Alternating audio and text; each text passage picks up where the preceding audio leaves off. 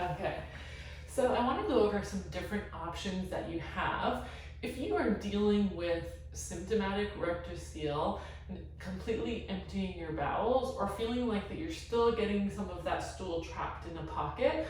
Some different strategies on the toilet that can make that easier. So you always hear about squatty potties and how fabulous squatty potties can be. This can be a stool, but just be aware of your toilet setup.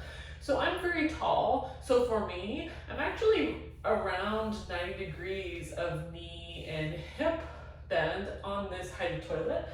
So if I get too high up, sometimes that can be too much pressure or too much tension.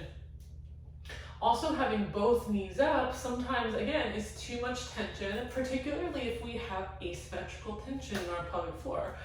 So what you can experiment with is various heights of elevation and alternating sides. I'm going to turn off kilter on the toilet here. So I'm going to actually come down flat on the ground. Sometimes we need to feel supported in the front part of our pelvis so that when we go to have a bowel movement, we're not pushing that stool more into vaginal canal, it's actually staying back where we want it. So a little bit of pressure on both inner thighs, and keeping a little bit of pressure on the inner thighs as we breathe in. So inner thighs engaged, and we're inhaling down. You could also do that to the left side. So you would shift left, keep a little bit of pressure on that hand, and breathing, keeping support of that left inner thigh to see if that changes the direction of force.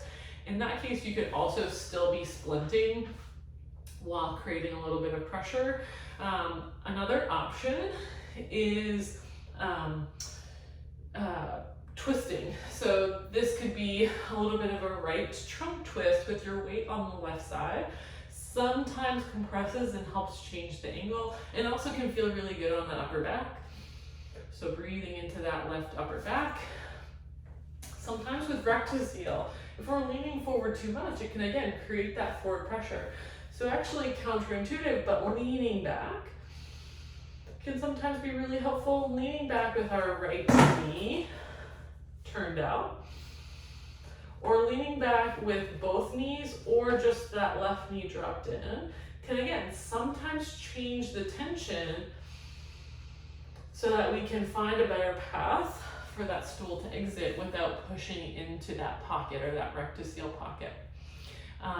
Hopefully that was helpful and has all my little pooping tips for rectocele.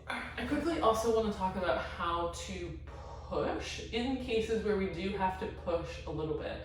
We can't always perfectly just breathe in, relax our pelvic floor, and have our poop just come straight out without any effort, but we want to be gentle on that force. So we're going to take a breath of air in, feel our pelvic floor relax, and then we're going to, at the top of that inhale, create a little bit of abdominal pressure and start to press and feel that downward pressure on the pelvic floor. And then when you start to feel that pressure, then we're going to release our air and continue to push with our abdominals on the way out. Then we can stay there. You can use whatever strategy that we just talked about, and then you could use your inhale, continuing to feel that expansion. Exhale, begin to create a little bit of pressure, and then finishing with your exhale. Hopefully that's helpful.